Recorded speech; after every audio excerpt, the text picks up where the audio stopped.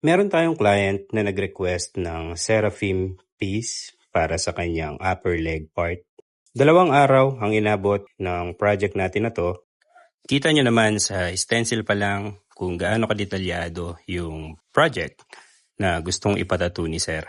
Hindi namin siya natapos in one session dahil may pupuntahan pa si Sir noong araw na yan at medyo late na rin kaming nakapag-start. Ang usapan namin is 4 p.m. pero parang nag-start na kami ng session around 5 p.m. or almost 6 p.m. na. Kasi syempre hindi rin biro mag-print ng stencil, no?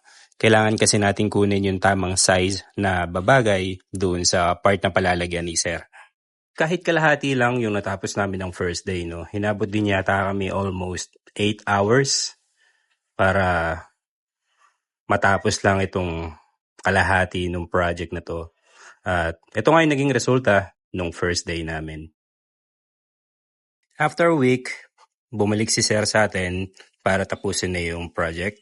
And nag-ready na agad ako, wala pa si Sir para pagdating niya, konti na lang yung isi-set up at diretso session na ulit. Hindi ko lang na-videohan pero before mag-start itong second day session namin, gumamit na kami ng naming cream kasi dito sa inner part ng upper leg, no? Medyo sobrang sakit na dyan. John, thank you sa pamerienda, bossing. Sa part ng artist, medyo masarap sa pakiramdam pag nakikita mong malapit nang matapos yung piece na ginagawa, no? And so far, okay naman yung mga parts na natapos na. And also kasi malapit na rin makapagpahinga yung likod ng artist. And also sa part naman ng client dahil nagawa nilang matapos yung project kahit sobrang sakit. Dito nililinisan na natin dahil tapos na nating tatuan si Sir. At doon sa left part, pansin nyo, dampi-dampi lang since nasa healing stage pa siya. At ito na nga yung naging resulta ng ating Seraphim upper leg project ni Sir. Makikita nyong nasa scabbing part or nagbabalat pa yung naunang part na tatuan natin the first day.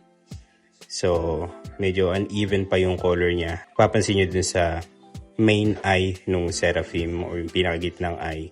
Meron pang part dyan nagbabalat kaya ganyan siya. But overall, okay naman at satisfied si client.